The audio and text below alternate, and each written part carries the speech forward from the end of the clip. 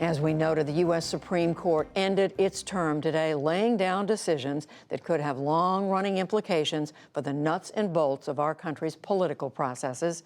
Jeffrey Brown explores what it might mean. We'll look at the two key Supreme Court decisions of the day. To help with the census case, we're joined by Hansi Lo Wang of NPR, and for gerrymandering, Stuart Rothenberg of Inside Elections. And here for both, of course, is our own Marcia Coyle, Chief Washington Correspondent for the National Law Journal. Welcome to all of you.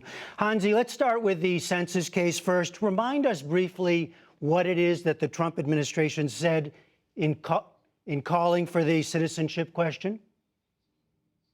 The administration has said it wants this citizenship question. Is this person a citizen of the United States? On census forms in order to have more detailed citizenship data to better enforce part of the Voting Rights Act, specifically to better enforce protections against discrimination of racial and language minorities. So, Marcia, today the court said we're putting this decision on hold. Decision by the Chief Justice. Right. This decision came in a case that was brought by the state of New York and the New York Immigration Council. They challenged the Commerce Secretary's citizenship question decision, saying it was an arbitrary and capricious decision that violated a federal law known as the Administrative Procedure Act. After a trial, a New York federal judge found that there were violations, and in particular, the critical issue in the Supreme Court case today was the reason given by Secretary Ross for the citizenship question. He said, as Hansi just said, that it was necessary to mainly enforce the Voting Rights Act. The trial judge found, and the Supreme Court today in a 5-4 opinion agreed that this was a pretextual decision. 5-4 and notable, but the Chief Justice with the liberal wing. A rare alignment, that's correct. The Chief Justice wrote the opinion. He said, looking at all the evidence that the trial judge had accumulated during the trial, told a story that did not match the Secretary's reason. The federal law requires a genuine justification for important decisions. Okay, tell us about the dissent. There were really two dissents. Justice Clarence Thomas wrote that this was the first time the court had invalidated an agency decision as pretextual, and he warned that the court had opened a Pandora's box of legal challenges to agency decisions as pretextual. Justice Alito, he wrote that he believed that the question of a citizenship question was committed by law to the sole discretion of the Commerce Secretary, and there was no judicial review allowed. So I think we're having some technical trouble with Hansi in New York. Sorry, Hansi. But let me continue with you, Marcia. Where does this leave things then? Okay. The majority said that it was upholding the trial judge's ruling that the case had to be remanded to the Commerce Secretary to see if he could provide a genuine justification for the citizenship question. Now, Jeff, there's been a lot going on in the last week around this case. New evidence keeps coming out. Absolutely. And there's a case ongoing in Maryland where a trial judge there is going to reopen the record in order to consider the new evidence that allegedly the Commerce Secretary wanted this question for a discriminatory purpose to dilute the votes of Hispanic and immigrant communities. The New York judge also has several motions before him concerning the citizenship question. The Trump administration had told the Supreme Court that it needed a decision on this by June 30th in order to finalize the census questionnaire. There were some expert testimony that the really hard decision for getting the questionnaire out was in October. So we don't know what's going to happen. We don't know, but in the meantime, the president put out a tweet today, we've got a graphic of that, in which he's proposing that the entire census be delayed. Well, I'm sure that's going to cause some considerable confusion and problems for the Census Bureau itself. This is a huge undertaking, as far as I understand the process, although I'm sure the Bureau does have a questionnaire ready, maybe one with a citizenship question and maybe one without, but I don't know.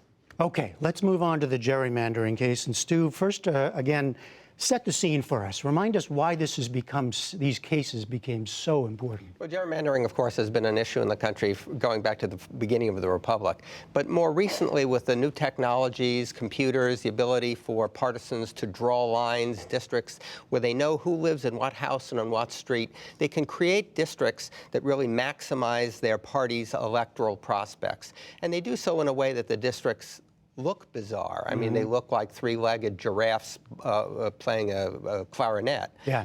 And so... and it's both Democrats and Democrats and Republicans. Republicans, right. And this involves two cases. One was a Democratic gerrymander and the other was a Republican gerrymander.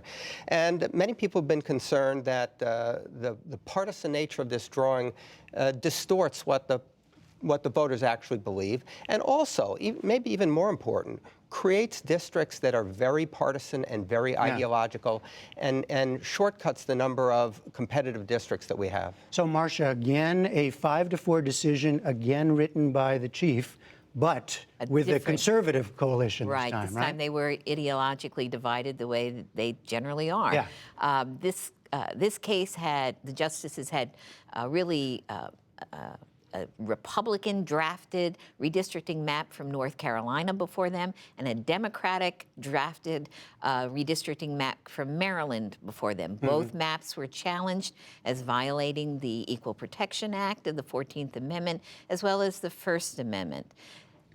The 5-majority court decided that the federal courts really have no role in trying to decide whether partisanship goes so far in redistricting that it violates the Constitution. Stay out of the politics. Exactly. The Chief Justice, he did a very workmanlike decision in which he looked at the Constitution, he looked at court precedents, he looked at what states were doing, and he said basically, we can't find a manageable, bright standard by which you can measure excessive partisanship. This is a political question that the political branches, Congress and the legislature, should deal with. Now, this brought a very strong dissent from Justice Elena Kagan, which she read out loud from the bench, which is also a little unusual. It is. It's a sign of how strongly the writer feels.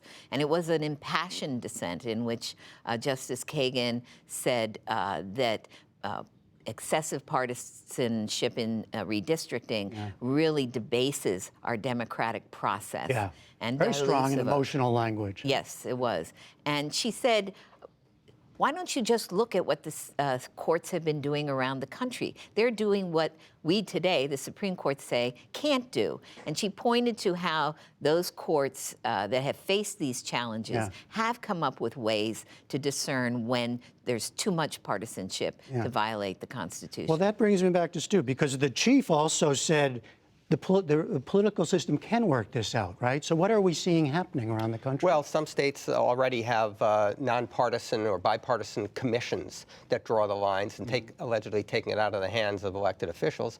We've had a number of states that have enacted new legislation, again, creating commissions in places like Colorado, Michigan, a very controversial state, and Ohio. They're going to change the process. The problem is most of these measures are put on the ballot by the voters, and not all states allow initiatives and referendums to post ballot measures, and so some states the voters don't have the opportunity to go to the legislature and say, look, we want this we want to change the way our lines are drawn. But there is a movement, I think, in the country generally because people are offended by the lines. They're absurd and ridiculous, and clearly one party is beating the other over the head, and that's not what the democratic system is about. Just about 30 seconds, Marcia. I just want to ask you, because this was a case where the resignation of Justice Kennedy made a difference, perhaps? It could have. Justice Kennedy had always held the door open in prior partisan gerrymandering cases for the possibility that the court would find a manageable standard that courts could use. But with his retirement from the court and his replacement with Justice Brett Kavanaugh, who joined the majority today in basically closing the door on these challenges, that did make a difference. All right. Marcia Coyle, National Law Journal, Stu Rothenberg, Inside Elections. Apologies to Hansi Lo Wang in New York from NPR. Thank you all very much. Pleasure, Jeff.